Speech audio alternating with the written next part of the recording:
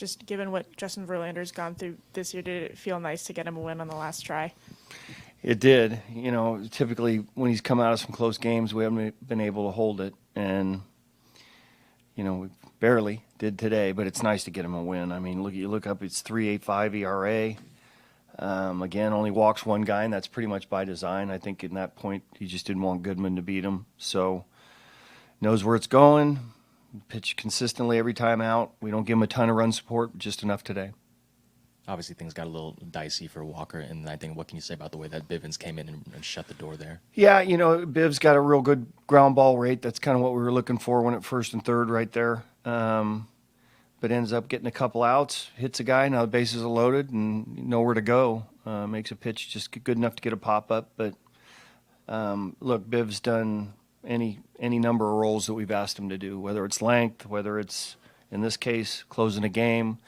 Over his 2 years here, he's been pretty versatile for us and came up big for us today. We talked to Justin on Monday about what would happen if you guys got eliminated, and he was kind of like, of course I'm going to start on Saturday. Was there any conversation for you guys about what the end of his season would look like? No. You look up, it's 29 starts. That's pretty good. And I think the IL was more kind of it wasn't even an arm thing. So he keeps himself in great condition. He's conditioned to pitch. He's a horse. And, ends up with 29 starts. And to bring his ERA down to, a sub-4 ERA is pretty remarkable from where he started. Casey hits the 3-run home run to put you guys up today. What have you seen from him in just his versatility and power? He's played more games this season than he has before in his growth this season. Yeah, this is a big year for Casey. And then, he's got some power, obviously. It's the consistency and learning a position and still, keeping the bat in play. So, you go from third to second, it's not easy. And, there's times offensively he can impact a game like he did today.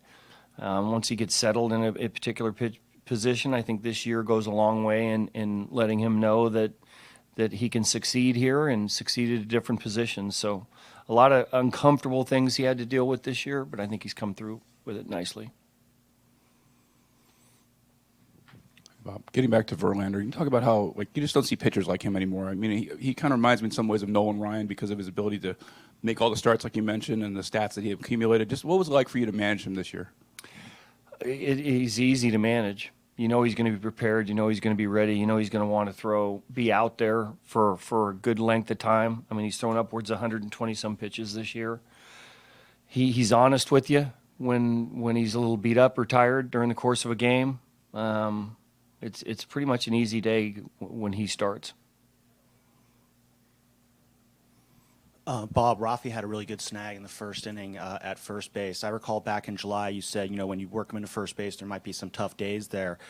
Just curious overall, your thoughts on how he handled first base defensively this year, from when you guys started introducing him back Yeah, in. it's not easy. In this ballpark, day games pop-ups are tough here too. I mean, that can be difficult to deal with. The other side of the diamond, ball always comes back to the field.